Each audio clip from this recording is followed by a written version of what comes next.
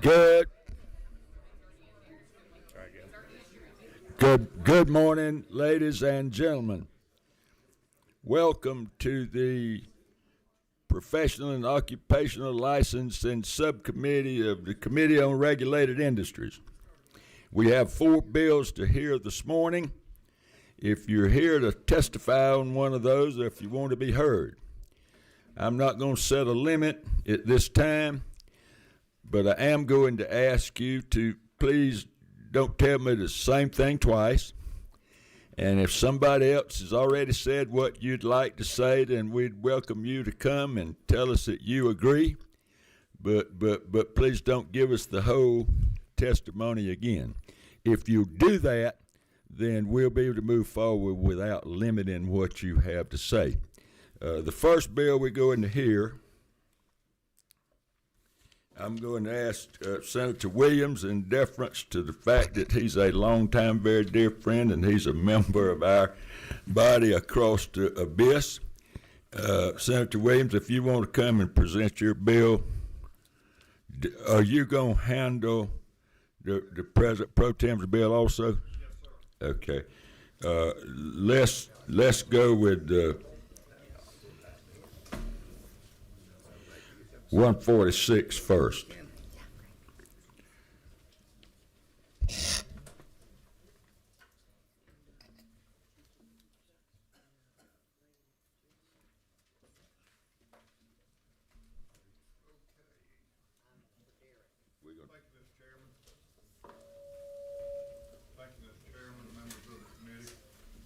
For you, Senate Bill 146. Senate Bill 146 is a bill that deals with cemeteries and the protection of family cemeteries and burial grounds. This came about because up at Lake Burton, a person bought some property that had a little cemetery on it. That cemetery was over 100 years old.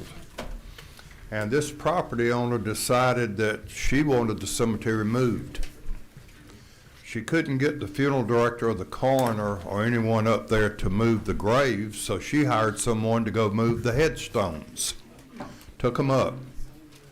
Took them 16 miles down the road to another cemetery that had no connection with this one whatsoever. But that's what brought about the need to address this particular bill. This bill states and clarifies a section of the Georgia Code that's not been done in quite some time. It talks about disinterment, reinterment, or final disposition for which a permit is issued under this subsection shall be supervised, monitored, or carried out by a licensed funeral director. So anytime you're disturbing a grave or moving a vault or a grave, that a licensed funeral director has to be present. It also clarifies that a permit for disinterment, reinterment provided for in this subsection shall not be required when human remains are disinterred and reinterred in the same cemetery. And that's been in code for quite some time. But what this bill also does is clarifies what an abandoned cemetery is. And it talks about in which no interment, entombment, or inurnment of human remains has occurred for a period of not less than 25 years.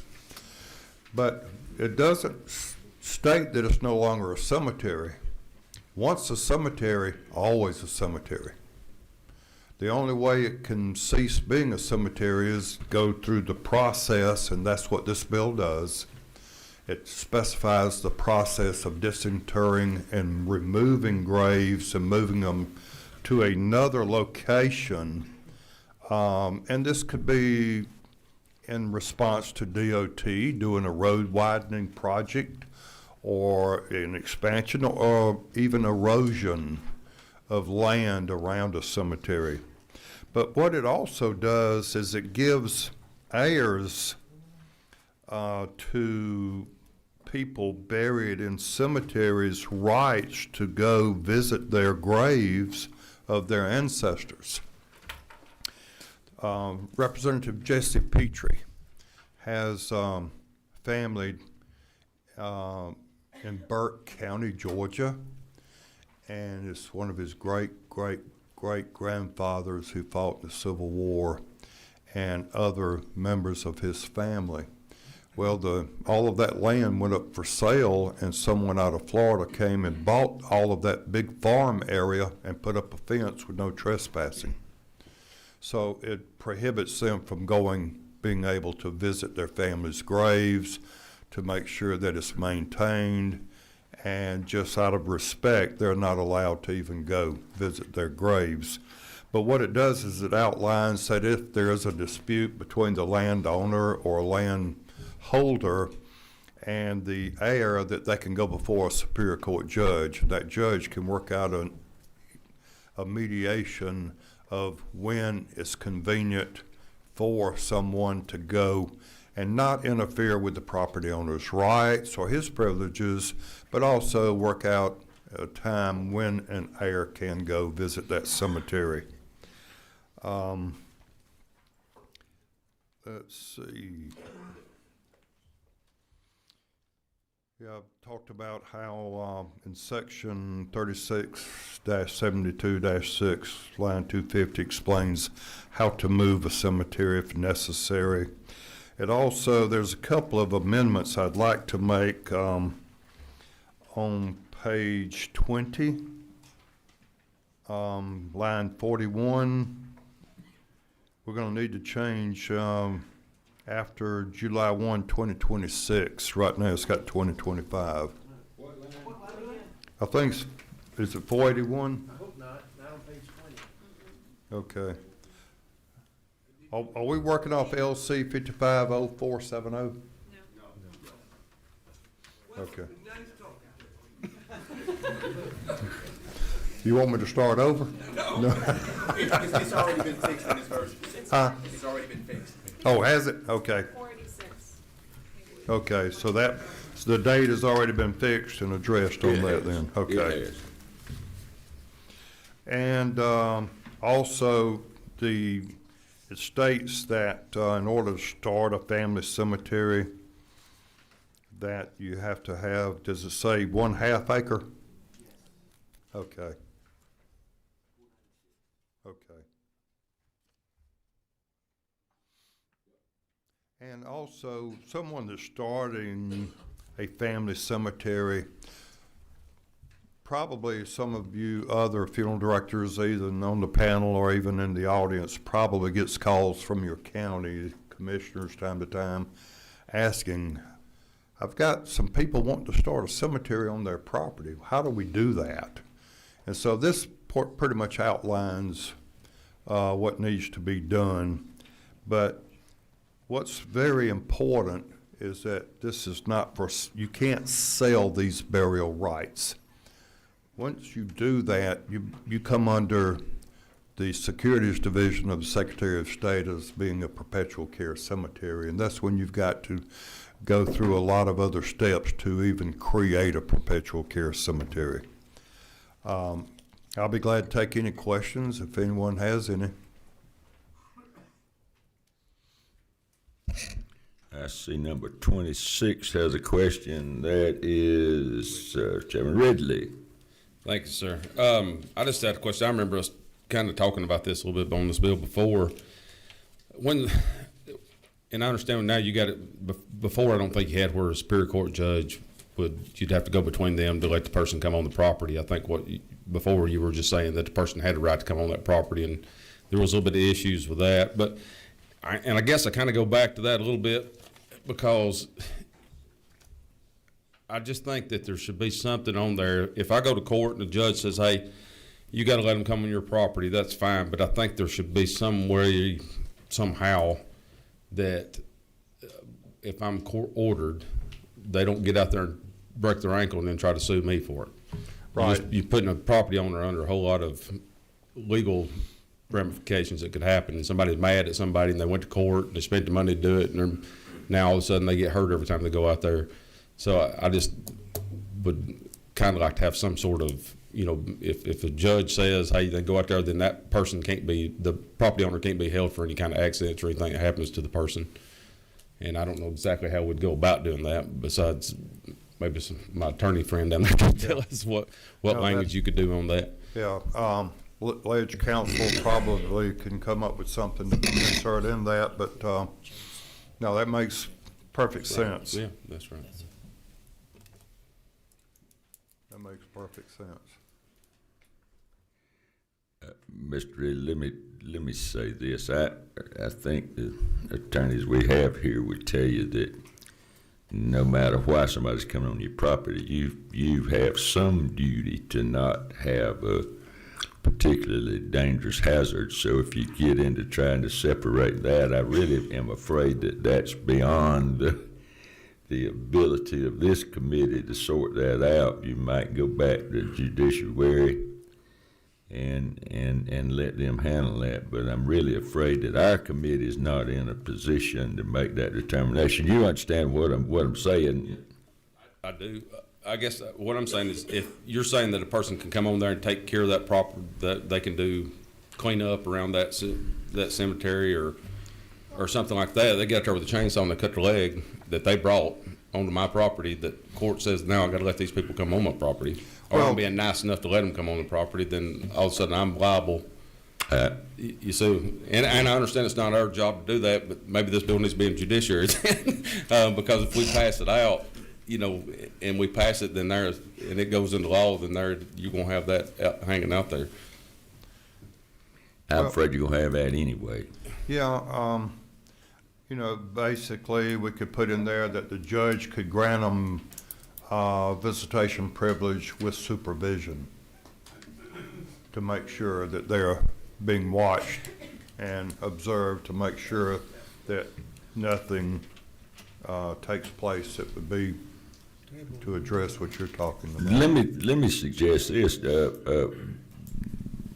Perhaps that the language that's in the bill is sufficient to give the judge can set forth the conditions upon which you can go visit that cemetery.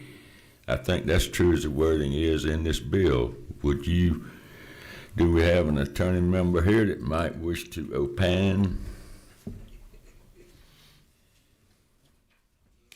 No, apparently not. That went to free legal advice. Okay, we're working on it. All right, you're recognized too. Representative Draper. I was Googling, so I don't know if I heard the last part of the discussion, but I mean, just generally when you're on somebody's property, there's different categories of duty of care that you're owed based on whether you're an invitee to the property or a licensee to the property. And I would want to vet this before moving forward with it, but perhaps we could assign them a licensee status, something that is not the highest duty of care by the property owner. It's a lower duty of care. Perhaps we could put that in the bill. That's something we could do, but we would need to vet that. I don't feel comfortable recommending that. Okay. But that's an approach. Representative, is that you, Representative Williams, number 23? Sir, thank you, Mr. Chairman. Let's see what he's got to offer us. All right, sir. Thank you, Senator. Yes, sir. See you at the family reunion. Yes, sir. Suggesting supervision, that's a whole new problem. You own a piece of property 25 miles away. You're going to either have to go yourself or hire somebody to supervise it. I'm involved with a cemetery that has everything you've talked about. Nobody's been buried there in 50 years, but there are people who were buried there 150 years ago. And if you sit down and work it out, if you ever get, in deference to my dear attorneys that are here, if you ever get attorneys involved, you might never get to see any of your loved people. That's right. And it's going to cost you a fortune. You just feel like giving them away. So I think that it's you sit down and talk about it, but the deeper you get into this, the more complex it's going to become. And time is, I've had to not condemn property, but prevent property from being developed that had Indian mounds on it, 1,000 years old. Nobody can say, my Uncle Boo is buried out there, but they have rights to. This is a situation where I like what you originally presented, and the least we tack on to it, the better bill it's going to be. We better leave this bill alone, and at least, let's find out some civility in some of these counties. I think it'll work out. We don't have a whole lot of problems with it. Thank you. Representative Ridley, would you be comfortable with moving the bill forward if the author agreed to get with you afterwards and see if y'all can agree on making a change and amend this bill in the full committee? Thank you. Any other questions? Are there those signed to speak on this bill?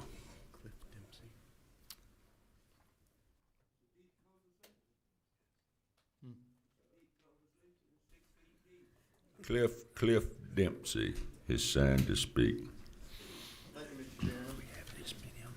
Hey, members, my name is Cliff Dempsey. I'm a cemetery owner here in the state of Georgia, but I also represent the Georgia Cemetery Association as the president this year. And we just came to support Senator Williams' bill. We think it's a good bill that can help some of the smaller non-perpetual care cemeteries, because there's really not a lot of statutes in our looking at these particular things. So I would just come in support of Senator Williams' bill that it allows some of the non-perpetual care cemeteries some laws to abide by to help protect those as well. Because there's thousands of non-perpetual care cemeteries in the state of Georgia. There's only about 216 or 17 perpetual care cemeteries. So his bill really does protect a lot of family members and cemeteries in our state. Thank you for your time. Thank you very, very much. Senator Williams, you heard my conversation with Representative Ridley. Are you agreeable to talking with him and see if there's any change we need to make in the big committee if we're going to move this bill forward this morning? Certainly, yes, sir. Thank you very much for that. Anything else from the members of the committee? Any further questions? All right, we're in a position to take a motion.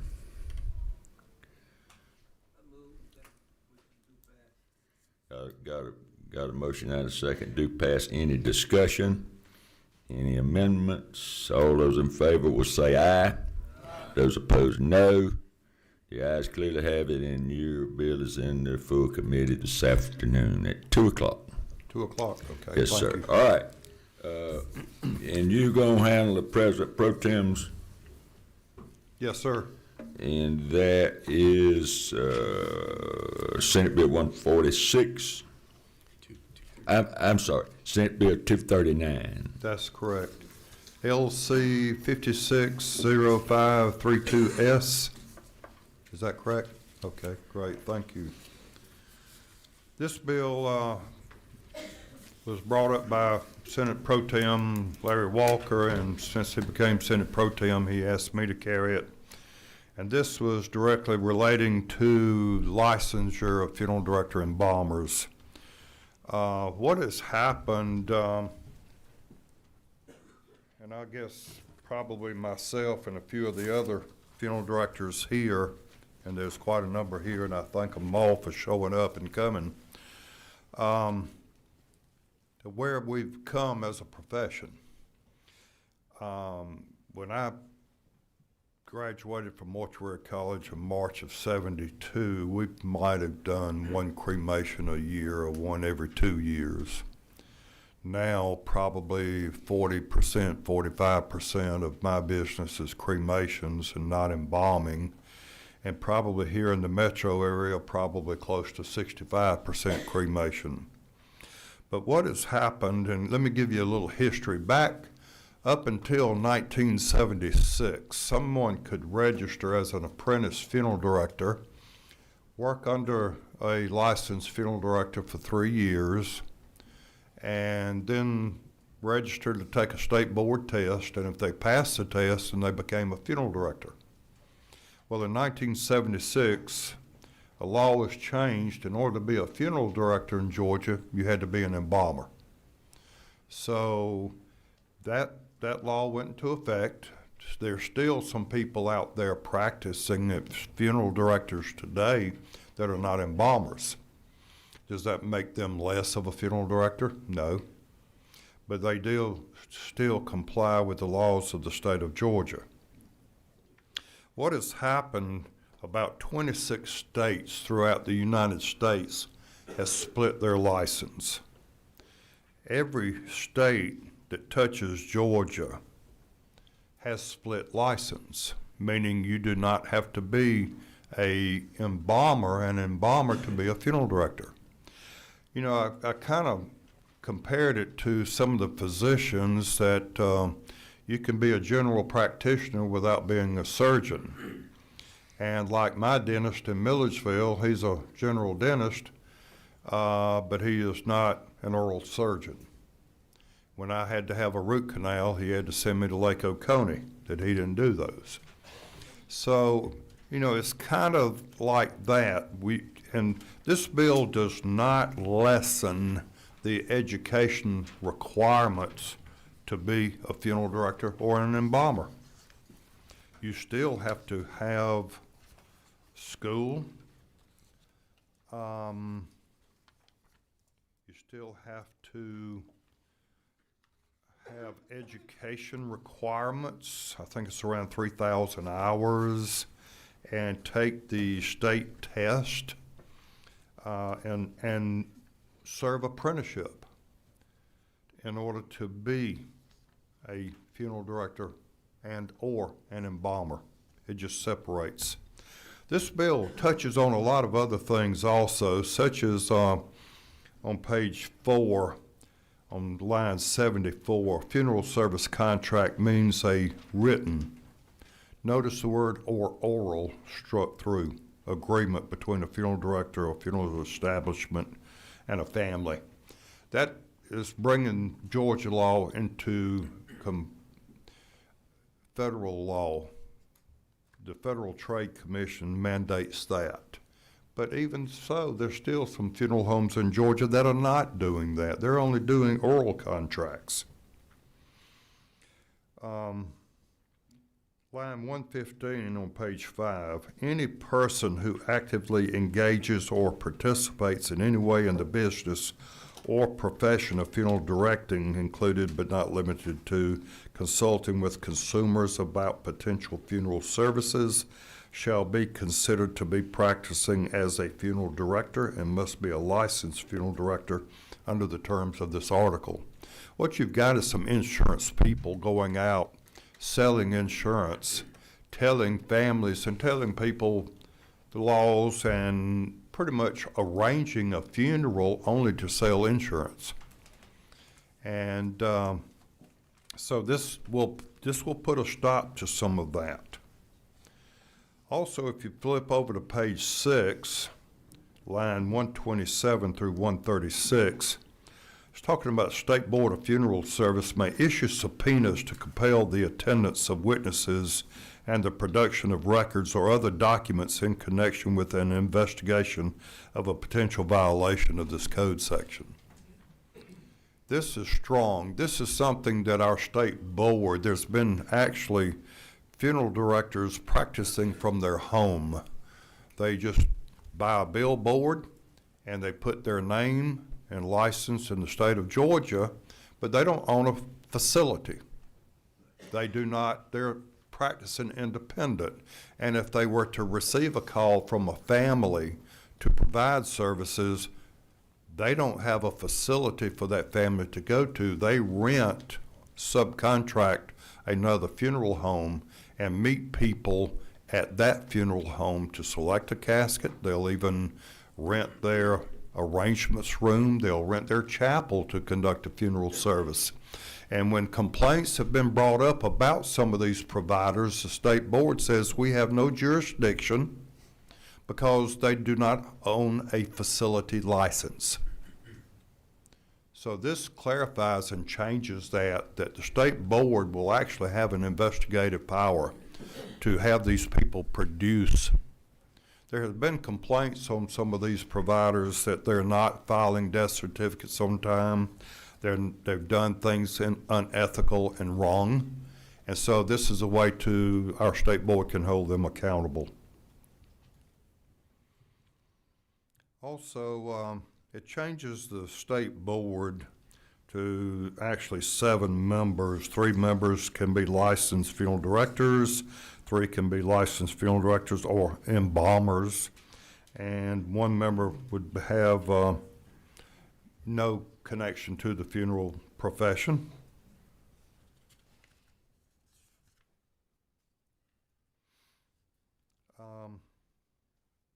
Here again on page 9, they have the ability, the state board, to promulgate rules and regulations, to issue subpoenas for attendance of witnesses before the board, administer oaths, and compel production of records and other documents and testimony of witnesses.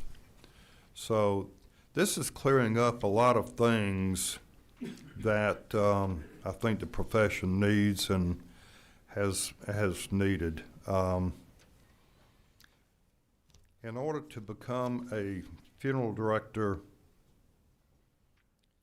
each applicant shall, besides the requirements that are now in code, it spells out, have obtained an associate's degree or higher by successfully completing at an institution of post-secondary education a program of funeral service education that consists of not less than 60 semester hours or equivalent quarter credit hours, and that is accredited by a national or regional accrediting organization recognized by the board, such as the American Board of Funeral Service Education. So, you know, the education requirements are still there for a funeral director and an embalmer, and completed a minimum of 3,120 hours as an apprentice. So we're not lessening the requirements to be one. We're just saying you don't have to be both. You can be either or. I received my embalmer's license in 1973. You know, it kind of makes me a dinosaur. But I don't embalm anymore. But I keep them up. I've known people who have gone through mortuary college and become licensed embalmers. They can tell you how to embalm, but could they embalm? No. They never. How they got through, I don't know, but they couldn't do it. I'll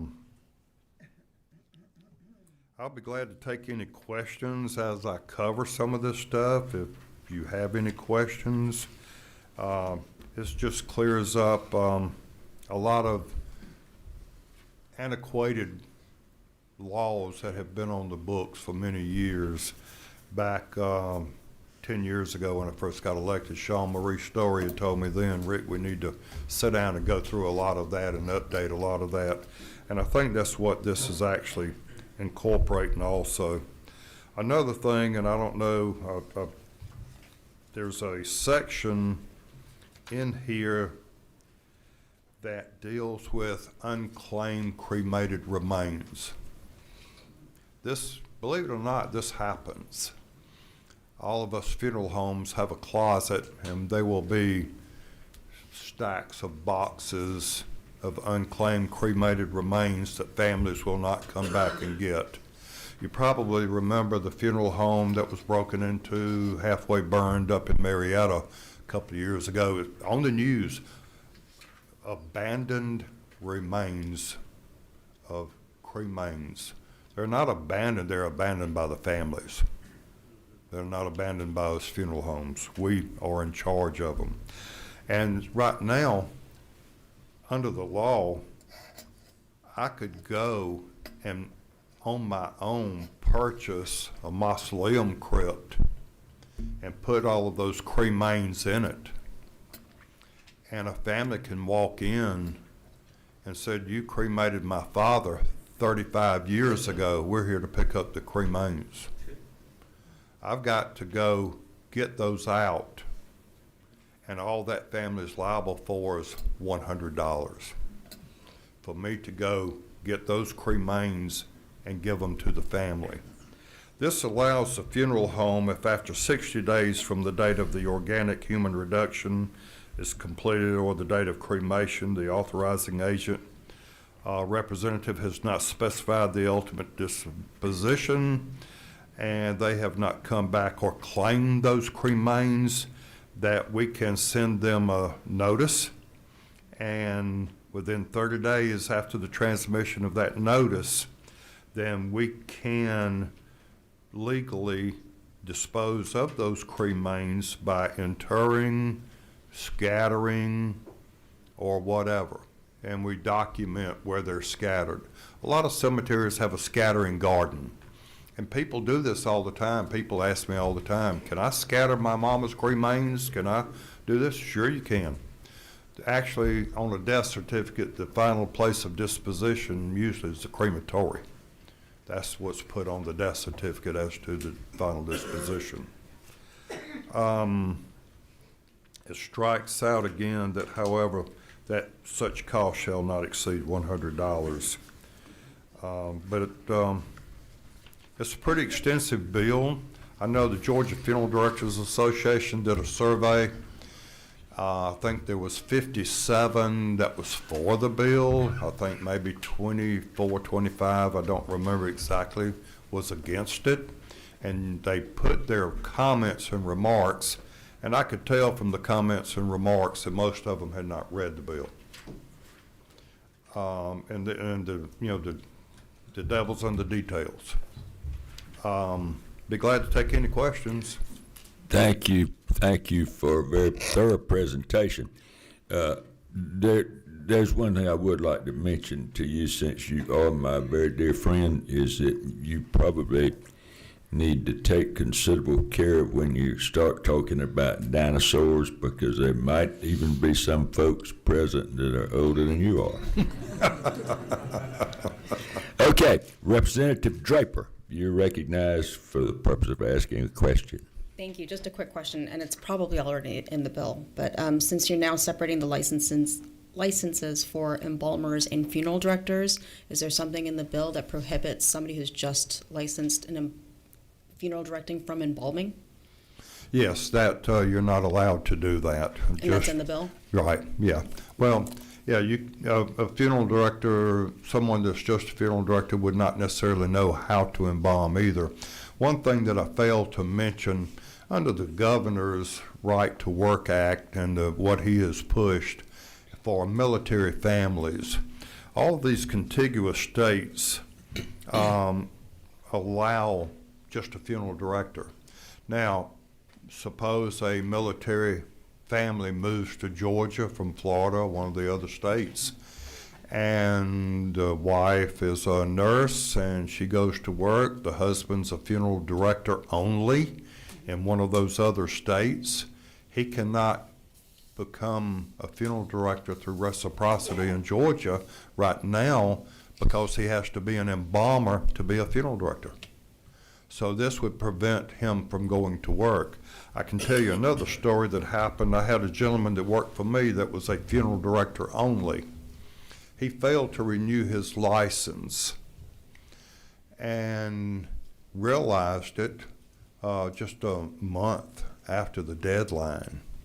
Filled out the application, sent it into the State Board of Funeral Service. He had been licensed for about 25 years as a funeral director only. The State Board of Funeral Service would not let him renew his license because they had lapsed, and said he's got to go to mortuary college and become an embalmer first. He was no longer employable as a funeral director in the state of Georgia. This man was 72 years old, 73 years old at the time. He wasn't about to go to mortuary college. So this bill can clear up a lot of those things. I'll be glad to take any other questions. Thank you. Thank you, sir. We're going to move on. We've got a number of people. I'm sorry, I see another question. Who's number 24? Chairman McDonald. Yes, thank you, Mr. Chairman. To the chairman, I appreciate the bill. A couple of things. I mean, you've the funeral directors, y'all live in a different world. I don't understand y'all that much, but I'm trying to learn through the process here about funeral directors. I can sign you up as an apprentice if you'd like to Well, start. thank you. Something, line 169, this is where I have a little concern. After I served on the state funeral board for about 10, 11 years, and I see you're wanting to move it to a 4-year term from a 6-year.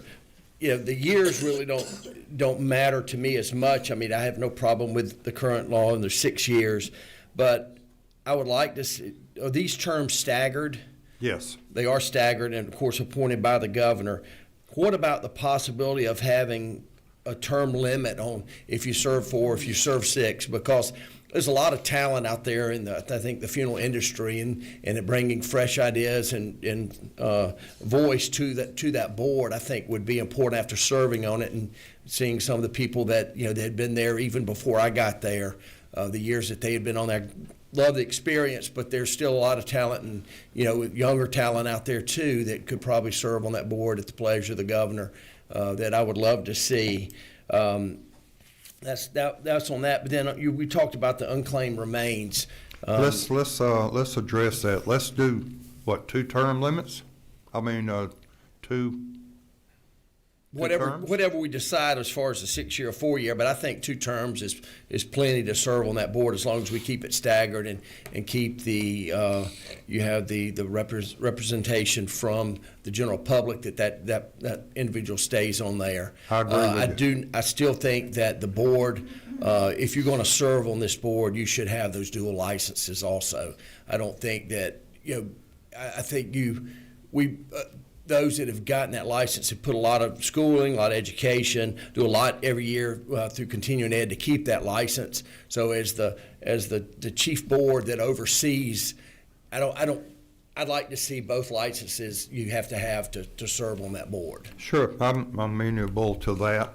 Also, what I failed to point out, every funeral home has to have a funeral director in full and continuous charge, which means they've got to spend 40 hours a week in that funeral home. They've got to oversee all the operation.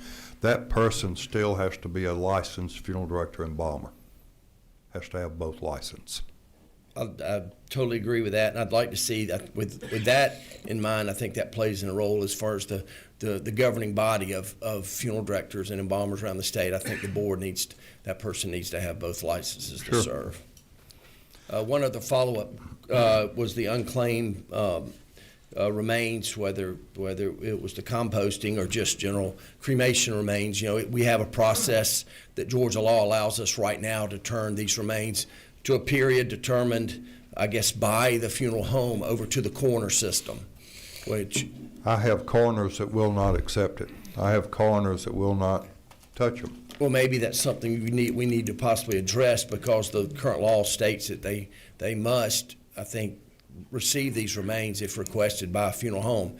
And of course, in the county that we serve in, the coroner has contracted with the county to a crypt, just like you said. You're having to do it personally, but I feel like the county or municipality should be responsible for these remains. It's not the funeral. We didn't, as funeral home owners, the families chose not to pick these remains up. So I'd like to look at that a little bit more. Okay, I understand, but you're imposing an unfunded mandate on the county government. I think we're good about that. I can't even get some of my counties to pay a pauper an indigent fee to cremate someone. $100 is all they'll give me. But to tell the county that we're going to turn these unclaimed cremains over to the coroner, and the coroner goes to the county commissioners and says, okay, I've got these, you're going to have to pay me to go bury them, then they're going to buy a cemetery space where, as a funeral director, at no cost to anyone, you can document that you went to McDonald's Scattering Garden, not McDonald's the Golden Arches, the McDonald's Scattering Garden, and you scattered Both of them, those you get a good cremains. prize and your happy meal. Good happy meal. Chairman McDonald, if you don't have any further questions, we're going to move on to a period of public comment. Thank you for that. Cy Hume.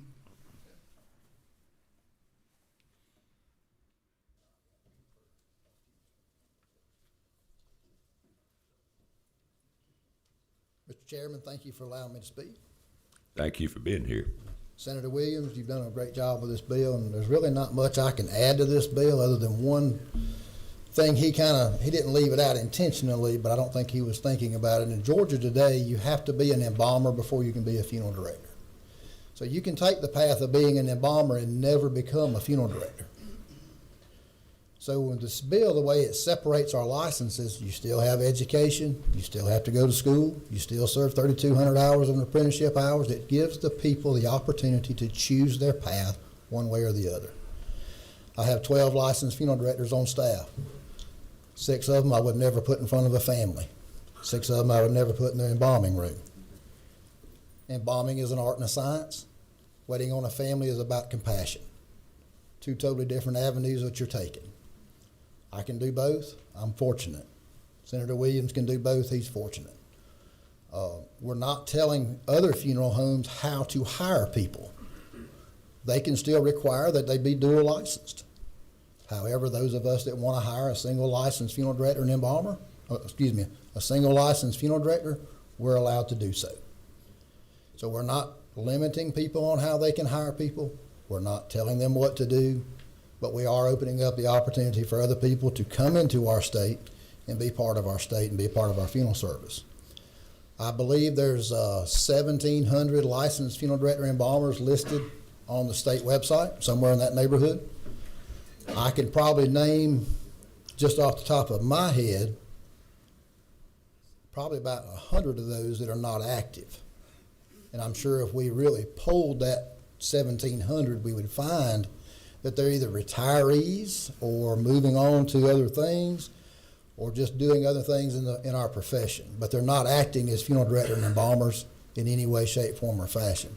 We have a shortage of people that we can put in front of a family, and that opportunity would be right here.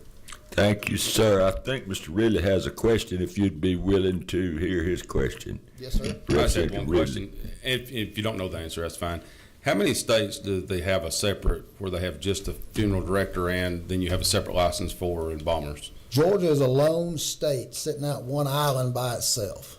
We are the only state in the southeast that does this. I think Senator Williams probably has a map for you. All right, that's what I thought. Thank you. Yes, sir.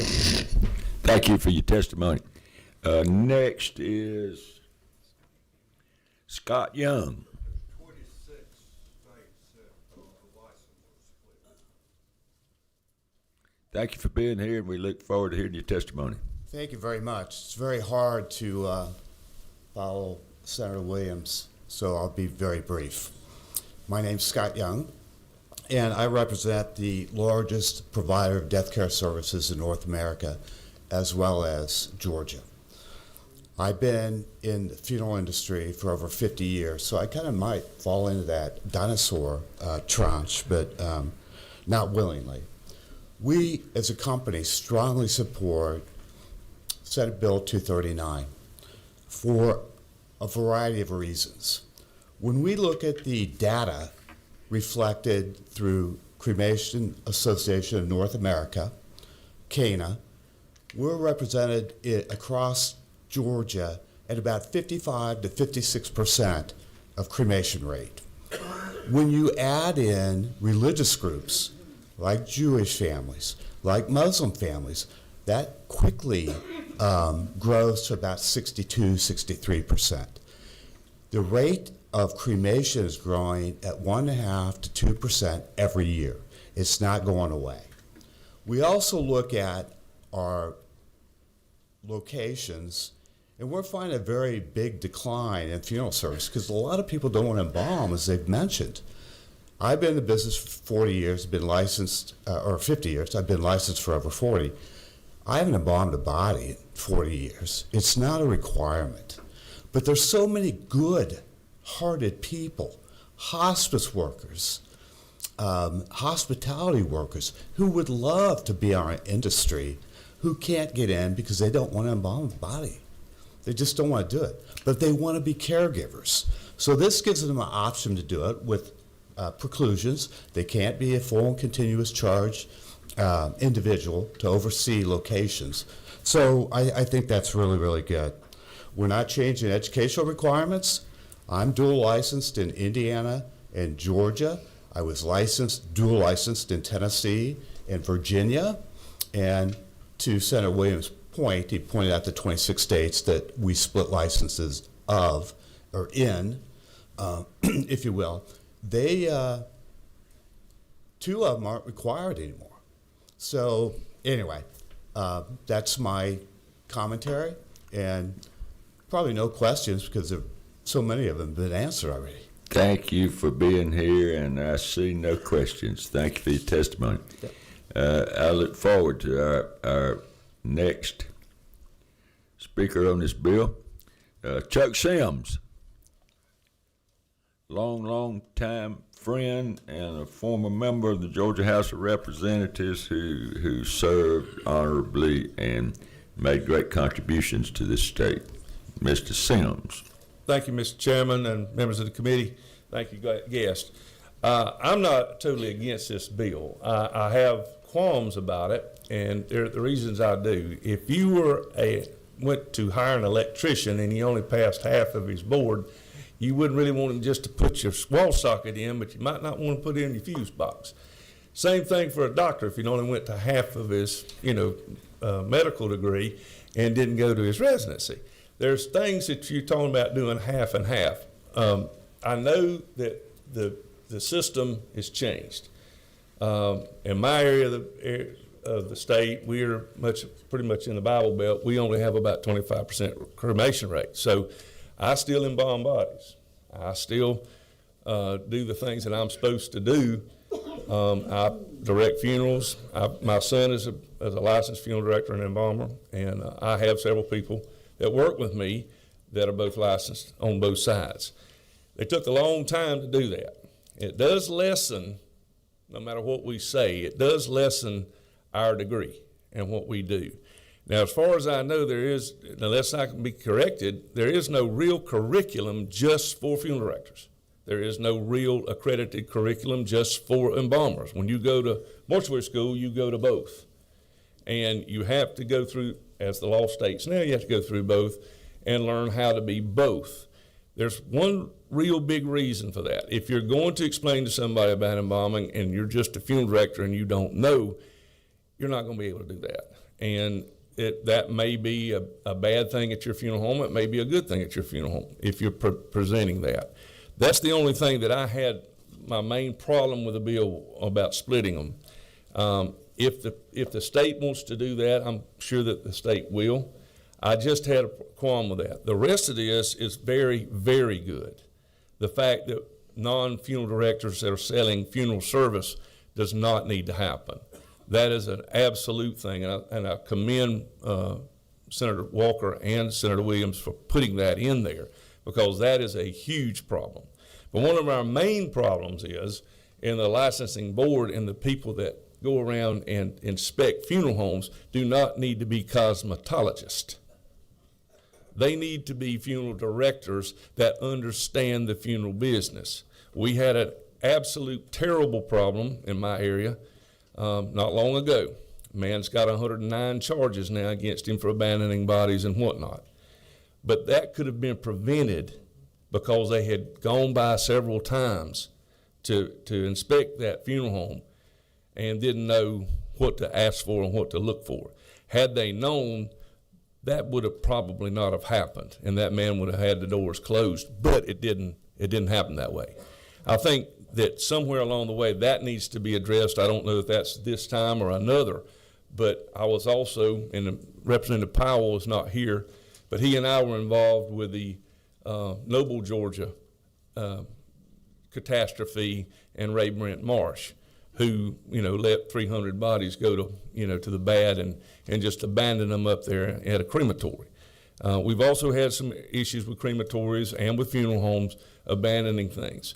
As far as the bodies are concerned, I think the law is fairly well established with that. With as far as the crematory and the cremains being abandoned, I had an issue because I, like Mr. Williams and other funeral directors here, we have them in our place. And I've actually bought a place to put cremains in to make sure that that doesn't happen. We just don't, because they are somebody. They belong to somebody. They're somebody's child, somebody's parent, somebody's husband, somebody's wife. They are still somebody even though they're cremained. And I think that compassion needs to remain. And by scattering, I'm not sure that's a good idea, but if that's what the state wishes to do, that's fine. But I think we should inter them somewhere or encrypt them somewhere so that if somebody does come along at some point, they will be able to, pick those cremains up at some point. I don't think you need to seal it, but if they need to disinter them, that's fine. But they would have to pay the difference on that, not just the $100 fee. Mr. Chairman, I'll take questions if anybody wants to. Thank you for that. I have one question for you. Representative Ridley, you're recognized for the purpose of a question. Yes, sir. Thank you. I just got two quick questions for you. One, wasn't these the embalmers and the funeral directors, weren't they split in Georgia at one time? You could get what they call a grandfathered license. Yes, sir. So you could get a grandfathered funeral director's license and not have an embalmer's. That's correct. When did that change? Was that like in the 76, 77, okay, somewhere along there? It was a long time, long before. I've been a funeral director now over 42 years. Okay. But that was long before my time. And the other question I had, I can't even read my writing right here now. You was talking about a funeral director doing the inspections, and I agree with you on that part. But I think you'd have to have it where a funeral director does not have an interest in a funeral home anymore because you get competitive. It could be. Well, he shouldn't, as a arm's length transaction, he shouldn't be able to inspect himself. I understand that. But, I think we need to have somebody to do that that's affiliated with the business. Either somebody at the school, somewhere like at Gupton Jones or at Oconee Tech that's affiliated, that understands the business and the nature of that. And I wouldn't be opposed to that. I would agree with you there. I just don't, you get somebody competitive in there and they find the other guy. Yeah, they got the pull. And I understand that you go through this, I'm against my competitor or whatever. Right. But I think for the most part, we need to have, somebody with an arm's length transaction, but does have some kind of affiliation with the funeral business, not a cosmetologist, not somebody that does. That's what was happening in the past. I agree. Thank you for that question and that response. Any other questions? I don't see any more. Thanks for being here. It's great to see you, Chuck. Thank you. Thank you, Mr. Chairman. All right. Any further? I'm gonna give members one more chance to ask Senator Williams anything that's any lingering question you might have, and I don't see any. So we're in a position to take a motion.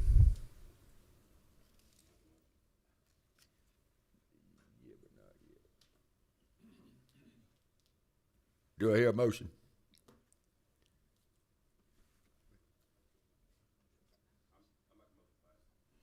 We have a motion to pass, and I have a second right here. Any discussion? All right, now is the proper time if you have a motion. Representative Draper is recognized for the purpose of. Okay, so I'd like to move to amend, if the senator is amenable, to line 170, so that it would read after 4 years and not to exceed 2 terms.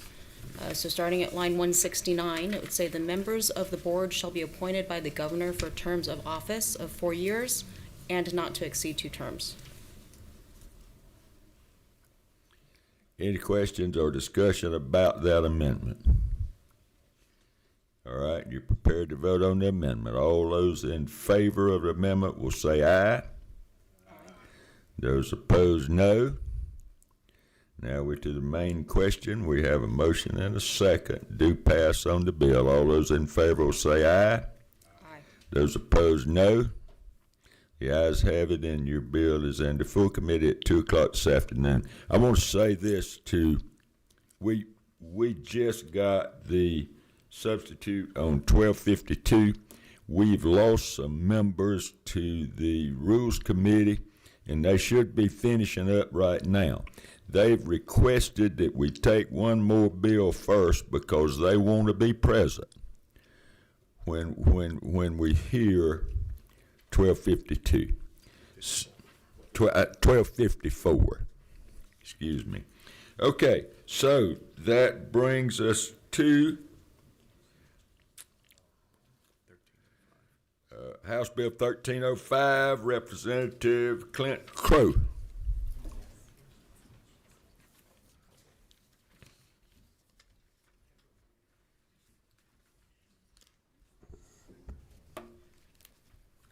Welcome.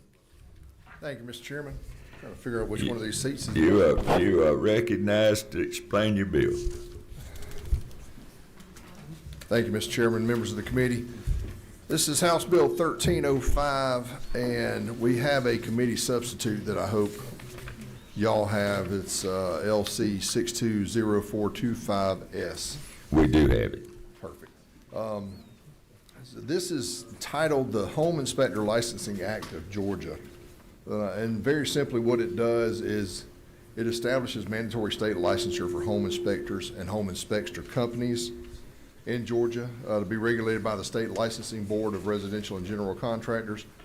And there is actually an identical bill that's making its way through the Senate, but we have one in the House as well, because sometimes we have a better chance of getting things done over here. I understand. But I can go through the bill. It's each section, and what it does is in that title and chapter, it creates Article 2, which is separate from the general contractor's requirements. And those new code sections, 43, 41, 20, create the definitions for home inspection, home inspector, ancillary services, standards of practice, and unfair trade practices. 43, 41, 22 sets out the individual licensure requirements. Section 23 sets forth the mandatory insurance requirements for general liability and errors and omissions insurance. 43, 41, 25 company licensure requirements. 43, 41, 26 standards of practices and disclosures. 43, 41, 27 investigations and discipline. And then section 29 of that chapter talks about who is exempt. There are some folks who are exempt from that. And that is essentially the meat of the bill. And quite, like I said, quite simply, it just sets up the framework for home inspectors and home inspection companies to be licensed. Georgia is one of the last states with no mandatory licensure for home inspectors. And this closes that gap, protects families making the most important financial decision of their lives while creating a fair professional marketplace for thousands of qualified inspectors already working in our state. And the vast majority of home inspectors that I've talked to are seeking this licensure, and they want some standards for their industry. There's a couple here in the room today I met before I came in. They had not signed up to speak, but they are here in support of these efforts, as are many others throughout the state. And with that, Mr. Chairman, I would be happy to take questions if there are any. I see a couple of questions. I'm going to see if we can figure out who's first with a question. Who is it? Representative Smith is recognized for the purpose of asking a question. Thank you, Mr. Chairman. Just a quick question. Do you know of the states that don't require the home inspectors to be licensed? No, sir. I'm sorry. I don't have all of the states with me that do not, but I know Georgia is one of the few that don't. I don't know the others that don't, but most of the surrounding states around us require licensure for home inspectors. Thank you. Thank you, Mr. Chairman. Representative Washburn, you're recognized for the purpose of a question. Thank you, Mr. Chairman. Can you quickly tell me what the substitute changed? And if you've already mentioned that, I apologize for the question. I had read the previous bill. I could. Probably something minor, but I was just curious about what. It was. There was a few changes that had gone through, and honestly, we made this change to keep it compliant with the, there was a change that was made to the Senate bill as it went through the Senate committee process. And so we just wanted the language to be identical to the Senate bill. I can get you those changes. I don't have the list of them right offhand. I'm sure it was minor. I just hadn't had a chance to read the sub. I didn't get it. So, thank you. Yes, sir. If there are no other questions, Representative Smith. Another quick question. How do your proposed changes, how does that stack up with the other states and their requirements? It's very similar. There are, these are pretty standard recommendations, and it would really put us in line with the other states that have them. Most of the states that do have very similar requirements for insurance and licensure and some continuing education and things like that. So it's pretty similar. Yeah. Thank you for the question and the response. We have no speakers on this bill.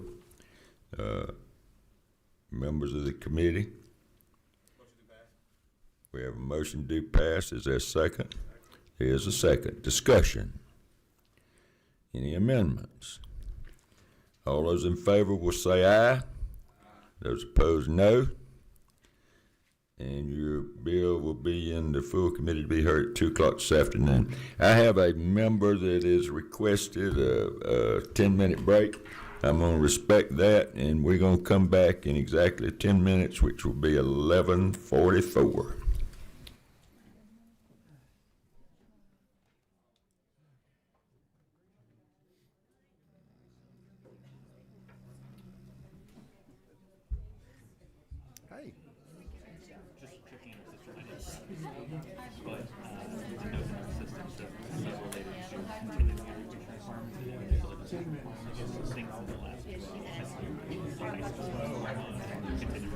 Okay.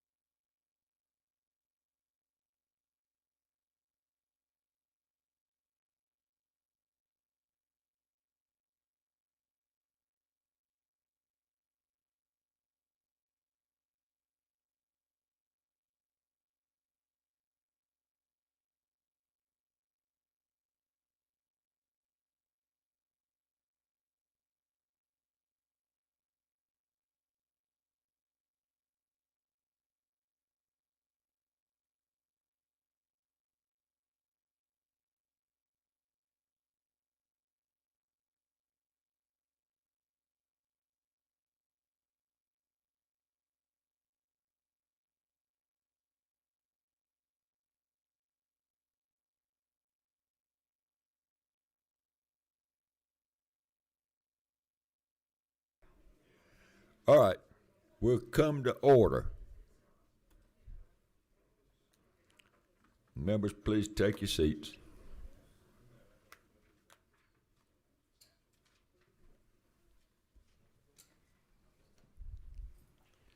Representative Reeves, would you, I assume you're ready to present House Bill 1254, and let's make sure we got the right LC number. Thank you, Chairman Deloach, LC 560622S. Thank you. Thank you. May I proceed? You may proceed. All right. Thank you, Chairman Deloach and members of the Regulated Industry Subcommittee. I'm here to present House Bill 1254. This is a regulatory reform and streamlining bill that follows up on House Bill 579 last year. That was the professional licensing bill that stemmed from the 2024 Blue Ribbon Professional Licensing Subcommittee, joint study committee with Chairman Hatchett and many House members as well as Senate members, including President Pro Tem Larry Walker. This is not a deregulation bill. The regulations stay in place. Rather, this is a movement of regulation of 4 licensees from one place to another in state government, similar to many other licensees under state government. And so the bill we did last year, 3 of these licensees were in it: the hearing aids, the geologists, and the auctioneers. Due to some input last year, they were removed from House Bill 579 to allow further study. And that's why I have Amy Dorman and J.C. Martin from the governor's office here. Ms. Dorman handles the, works with the governor on appointments and COO work with state government. And so they have studied those 3 licensees that there was input about last year since we adjourned sine die. And the bill before you addresses input and further study in comparison to other states. And then it seems like this is cemetery day here in regulated industry. So we did address a license called cemeterians. And as you saw, there are some licenses that sometimes we're one of the few in the country that do it that way. And we found some good ways to address cemeterians in addition to the other 3 licenses. The goal of this bill is straightforward. It is to trim unnecessary bureaucracy wherever possible while maintaining strong consumer protection. And again, the regulations, the law stays in place. This is just a movement from one place to another within state government. Unlike many other states, Georgia does not currently have a sunset review process for licensing boards. That means it falls on the legislature periodically to review the structures of the boards and determine whether they're still serving their original purpose. Some do, while others may have outlived their useful life. You'll hear that the FTC made a lot of hearing aids over the counter in recent years, for instance, and the technology and licensing landscape around the country has changed in some or all of these areas. Anytime you revisit a structure that the industry has grown accustomed to, there will be some pushback or some questions. That's natural.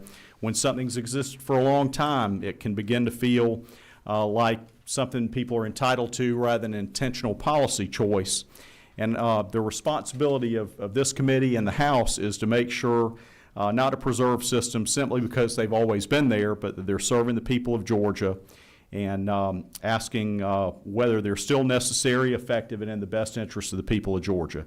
As you could see in House Bill 1254, it's lengthy. However, this is not new law. This is a movement of statutes from one place to another within the code in large part. It has not been rewritten from the ground up. It's a movement from one place in the code to another. But we did, one benefit of having that all on paper is you as the subcommittee as well as the licensees can see what the current law is as it's being moved from one place to another. This law has evolved over decades through piecemeal revisions one at a time. And this puts it all in one place in the code as it moves to the professional licensing division of the Secretary of State's office, which already operates many professional licenses in the way that we're proposing in this bill.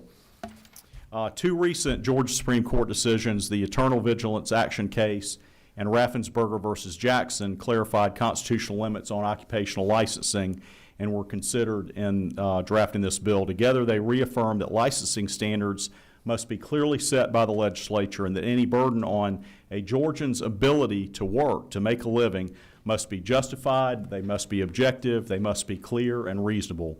This bill aims to streamline licensure and registration for cemeterians, auctioneers, geologists, and hearing aid dispensers, and bring Georgia's professional licensure code into alignment with the rulings of our Georgia courts in recent years by removing any subjective licensing standards and codifying existing board rules that protect the public. In doing so, it ensures that clear, objective standards will be set in statute by the legislature this year, informed by industry experience that's evolved over time and designed to serve the next generation of Georgia's workforce and the customers that these 4 licensees serve.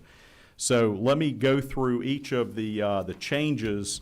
And before I do that, you had a substitute that may have been circulated that clarified a definition. And then the second substitute, what it does is it adds 2 hearing aid dispensers to the State Board of Examiners for Speech and Language Pathology and Audiology. So it does not, it would then be a hybrid between a board and the professional licensing division rather than a total shift to the professional licensing division, because audiologists and speech and language pathologists also deal with hearing aids, and it would add 2 seats by hearing aid dispensers to that board. And again, what we're doing is we're removing unnecessary regulatory layers. We're codifying clear, objective standards in the statute. We're preserving strong consumer protections, and we are following 2 recent Georgia Supreme Court decisions. So let's dive in. First of all, hearing aid dispensers. After discussions by the governor's office and with both the industry and the Secretary of State's office, this substitute repeals a standalone hearing aid board. It adds 2 licensed hearing aid dispensers to the State Board of Examiners for Speech and Language Pathology and Audiology. This mirrors the structure used in at least 13 other states. It renames the board to include hearing aid dispensers, and it combines board authority over hearing aid dispensers, apprentice hearing aid dispenser permits into the audiology board. And it allows training under a licensed dispenser or licensed audiologist to continue. And I'd like to point out, as to hearing aids, Virginia has a combined licensing board, which is what is being proposed here, as does Ohio. There is no board. It's done by agency alone in Arizona and Texas. Just if you look at those states, they comprise a significant portion of the U.S. and certainly populations of children and seniors and many others who need hearing aids. There is agency licensing with a combined licensing board in Pennsylvania, which adds a large population. So again, since last year when we set this issue aside in House Bill 579, there's been thorough and careful review of the national landscape, including the Federal Trade Commission preemption of many hearing aids becoming over-the-counter, in addition to the landscape of other states' licensing that has led to this proposal. Secondly, as to hearing aids, there is a repeal of the dealer licensing. Georgia, prior to when this bill was proposed, was one of the minority of states that licensed both dealers and dispensers. 44 of the 50 states do not require a separate dealer license. And when you look at the numbers of hearing aid dispensers and dealers, it's below 300 for each, but of those 250 or so, many of those overlap. So it's not like you add them up. Many hearing aid dispensers were also dealers. So we are following 44 or 50 states, and removing the storefront license does not remove regulation and accountability for at least 4 reasons. Number one, dealers can already close or dissolve under current law. Number 2, businesses must still register with the Secretary of State, and they are supervised by the Professional Licensing Division. Number 4, the Attorney General retains full enforcement authority for things like deceptive trade practices or things where there are violations. And number 4, civil remedies remain available. That's in addition to violations that occur where complaints can be made. And so the individual performing clinical work remains licensed, regulated, and subject to discipline by having the hearing aid dispenser still licensed. And all meaningful regulations and laws about consumer protections remain fully intact. just like they are in the other 44 states and the states that I just mentioned that have a combined board with something like audiologist. The second profession affected, professional geologist. This moves the standalone geology board to the Secretary of State Professional Licensing Division. It preserves the ASBOG membership. That's a very detailed national exam. It codifies the degree, the experience, and the exam standards that are currently in statute, or it puts them in statute from the regulations. It adds service of process language to further allow these geologists to be tracked down. And the three professions asked, why were they included in the list? Here's an example of why the geologists were included in the list from the Blue Ribbon Committee in 2024. They haven't passed any new rules since 2018. They average about 35 new applicants a year, and their violation investigation and discipline and citation is at a very low volume. So it is at a volume that the Professional Licensing Division can handle. Compared to like nurses, they have like 4,000 complaints a year. So we have a very low volume, and this is an efficiency measure for that reason.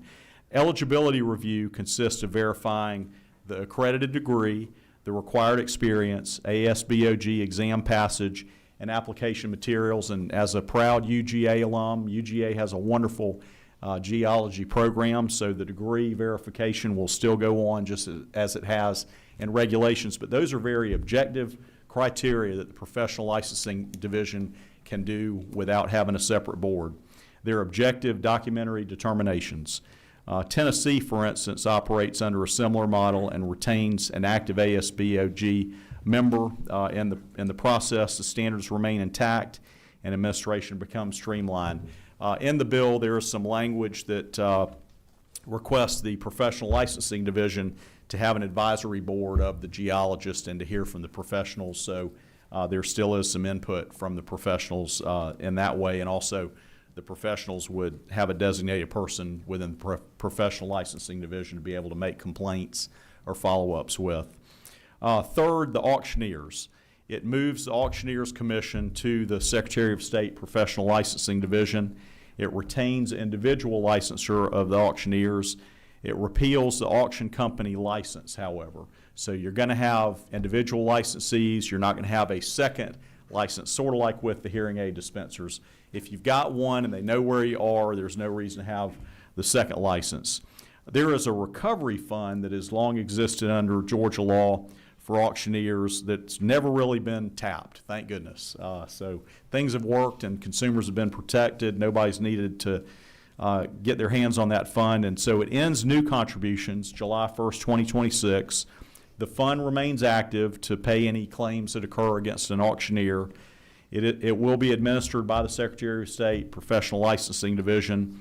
The interest on that fund will fund continuing ed of the auctioneers, and that's an example of the kind of thing that was learned over the past year that is of benefit to various licensees. Finally, when the balance of the fund goes below $10,000, the fund will be transferred to the general fund and the program sunsets. Again, no payments have ever been issued under the fund. The bill clarifies administration while preserving protections. And some additional updates as to auctioneers. They clarify online auctions. They allow digital licenses. They preserve escrow requirements. They codify educational approval authority. And I might add two things I heard, cattle auctions and things like that. The Department of Agriculture, Commissioner Tyler Harper, has regulatory authority over a lot of agriculture and livestock auctions. I remember going to those when I was a kid down in Americus, and the Department of Agriculture still has jurisdiction over those, in addition to this movement from one place to another. And then secondly, charity auctions. A lot of you may remember some exemptions that have been granted for charity auctions over the years. Finally, the fourth licensee is cemeterians. It moves the State Board of Cemeterians to the Secretary of State Securities Division, which makes sense because the Securities Division has issued licenses since the year 2000.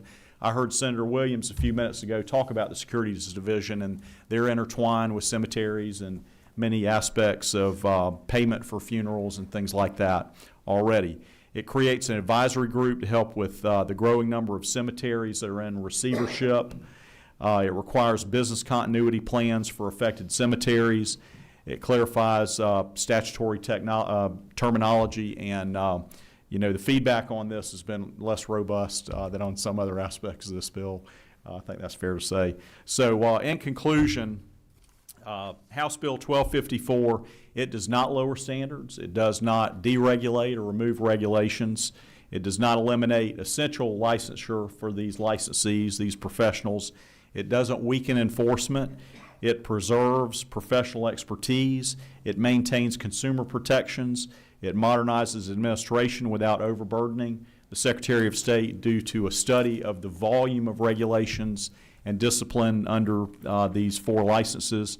It aligns Georgia law with constitutional guidance from our courts and from investigation of how the industry is working well in other states. This is a balanced reform that protects the public while ensuring Georgia's regulatory structure. And I believe 2 of the people who have signed up to talk, Gwen Cantrell, Ms. Cantrell, are you still here? All right.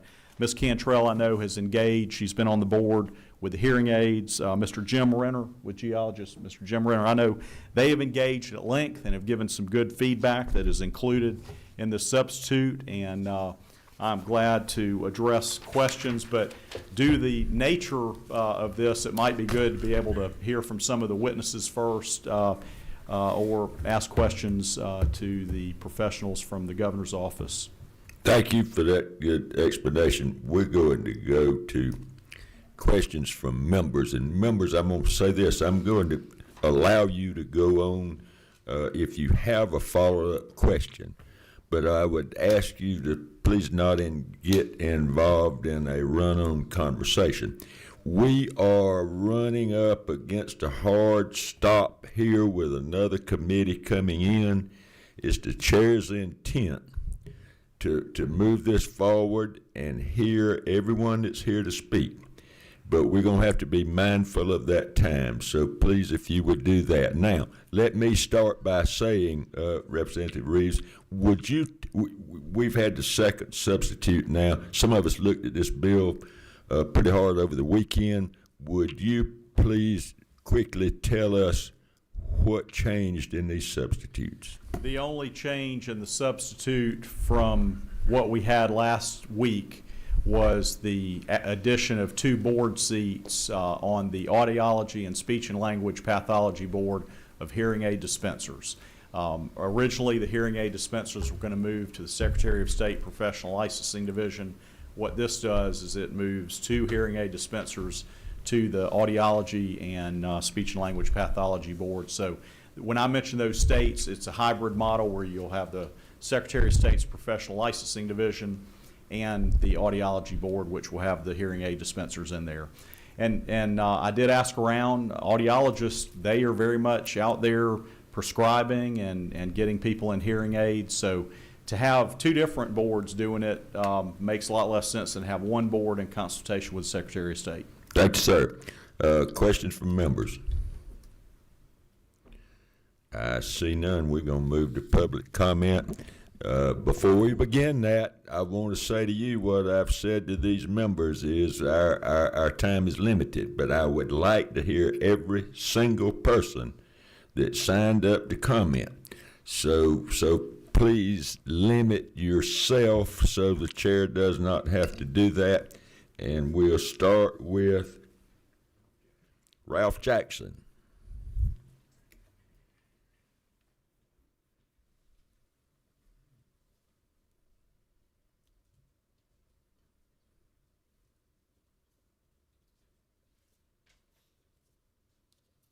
Mr. Jackson, welcome. Thank you so much for the moment to speak with you and address some of concerns.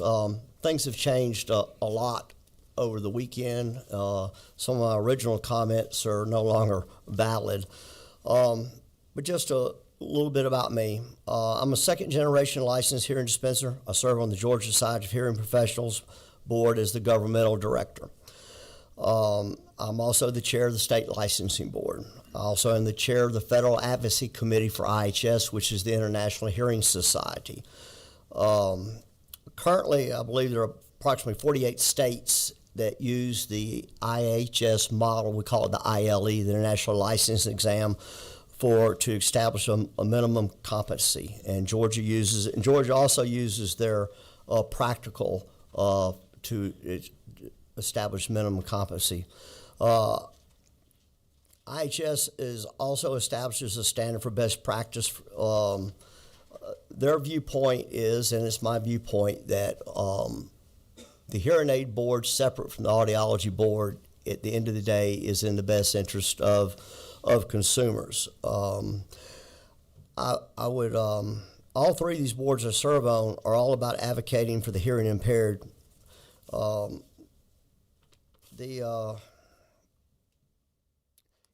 the beginning of this, we found out about it after everything had already been put into play. We were not consulted for our input on it before the bill really actually got put into form. Change is inevitable. Change is not always bad, but it's not always good. But whether changing the rules or laws are good, effective changes only occur when all involved first sit down and discuss the options. A one-sided approach, at the end of the day, benefits no one. There's certain things that need to be updated in our law, like the prescriptive definition of FDA for prescriptive hearing aids and OTC hearing aids. Fully in agreement with that. I guess I would kind of wind this up. At the beginning and the end of the day, consumer protection is why we are all here. Number one reason. I respectfully ask to please put a pause on this process and give us a chance to review the current proposed legislation. I haven't had a chance to really read it and grasp it, whereas y'all just, I think, received it this morning also. I just respectfully ask that we have a chance to review it, understand it. Unfortunately, I'm one of these people that has to read something at least twice to fully grasp it and understand it. And I would love the opportunity for the society board members to be given that chance and make comment to it. I'm not saying what's proposed is totally bad, but we would like to have a chance to review it in detail. Thank you so much for your time. Thank you, Mr. Jackson. If you don't mind, I'm going to give my members an opportunity to ask questions. Does anyone have a question for Mr. Jackson? I see none. We'll move to our next speaker. Thank you, Mr. Jackson. Thank you so much for your time. Gwen Cantrell, welcome.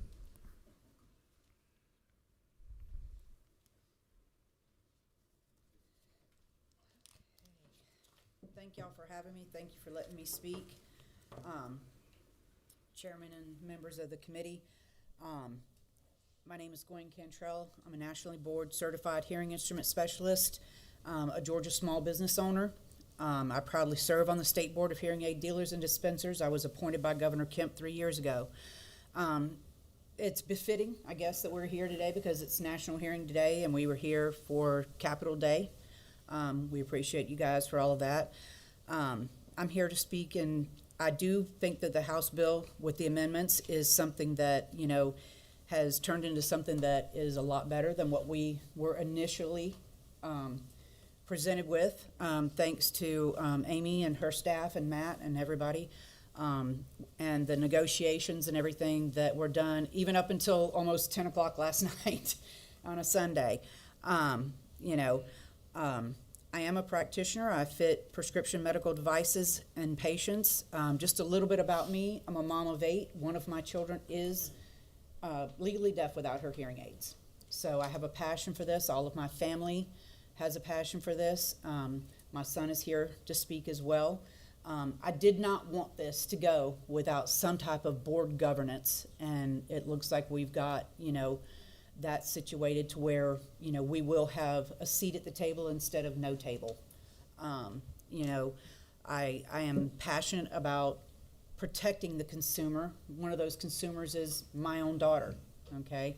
Whether the age, of the consumer is 24 or 64, they need to be protected in all of this. And I believe that, House bill with the amendments and everything, I do believe that people need a chance to read it, but I think with the amendments and everything that are in here. I think it is a good moving forward bill, and I think it gives us a fair seat at the table to be able to propose policy, procedures, changes, laws, all of that. And that was my goal here, was for consumer protection and protection of our industry. I believe in our industry. I believe in our board. And I believe that we deserve a seat at the table to be able to discuss issues and things that are going to take place when it comes to hearing aid dealers and dispensers, as well as the consumer of hearing aids. So I want to thank y'all for your time. I appreciate Matt and Amy and all of their due diligence in this, and all of the workmanship and working together to get things amended in this way. Thank you. Thank you so much for your testimony. I have one question for you, if you don't mind taking it, Representative Draper. Thank you, Mr. Chair. Ms. Cantrell, I just wanted to thank you for your engagement with the committee on this issue. You sent us a lot of information and your point of view, and it was extraordinarily well articulated. I did review all of it, and I just want to understand, because I've just received the substitute and I haven't had time to really engage with it. Does it address the concerns that you brought up specifically about consumer protection? It does, because it gives us oversight still. To be honest, the Secretary of State's office, if I were to call them right here, right now, I'm gonna get a recording that says, we'll call you back in 3 days.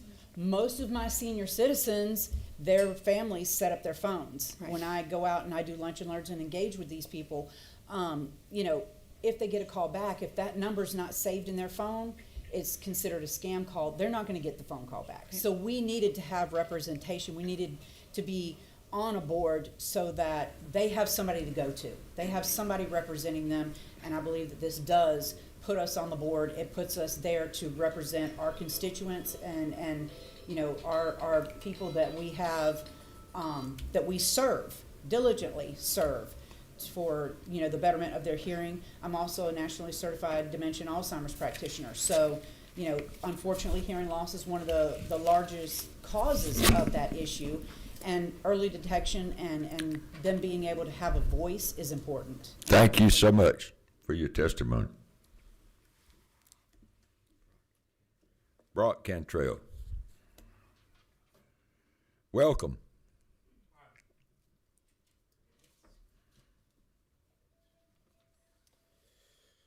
Thank you for having me here today. I'm Brock Cantrell. Get there. Thanks, Mr. Chairman and members of the committee. Thank you for your time. As my mother, Gwen, had stated, I'm also a specialist here in the state of Georgia. I represent actually the next generation of specialists. I was one of the youngest specialists in the entire state of Georgia when I got my license. Now, I'm here today because I wanted to talk to this committee, and I wanted you to hear from somebody who represents that next generation of hearing care professionals in Georgia. I want to tell you what I see when I look at this bill and what it does for our profession, in my opinion. I believe I actually see opportunity.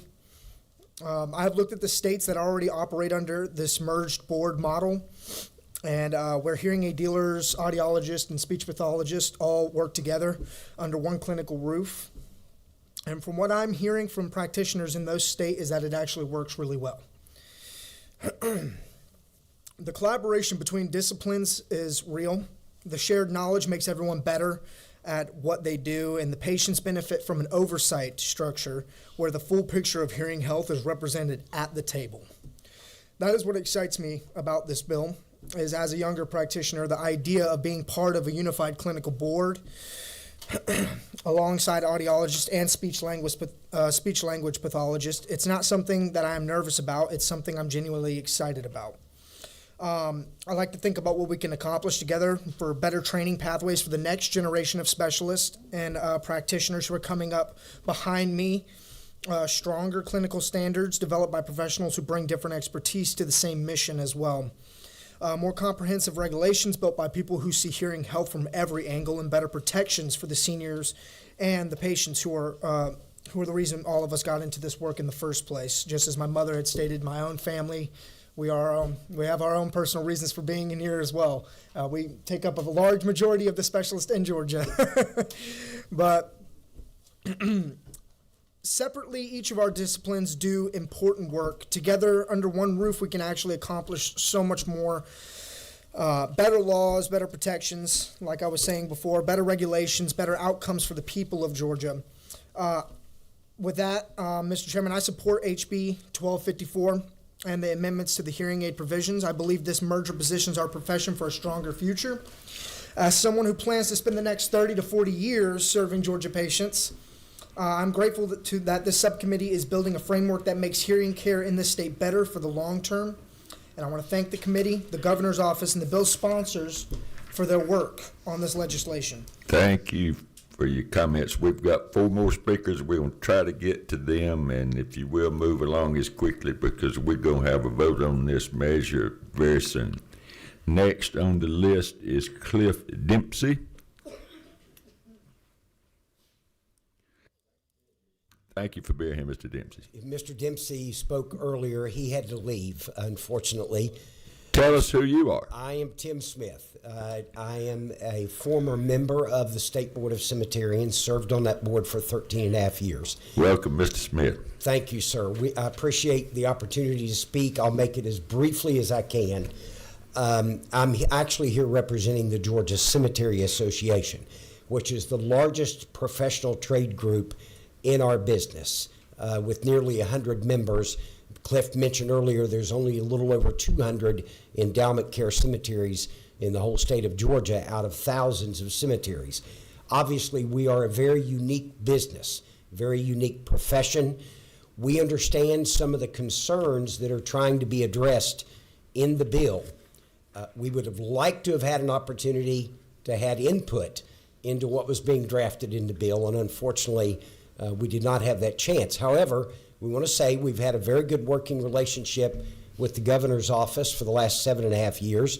We do have a meeting with them this afternoon to try to discuss some issues and concerns that we have in the bill, one of which obviously is the loss of our state board, which was established just 20 years ago by an overwhelming bipartisan vote of the legislature.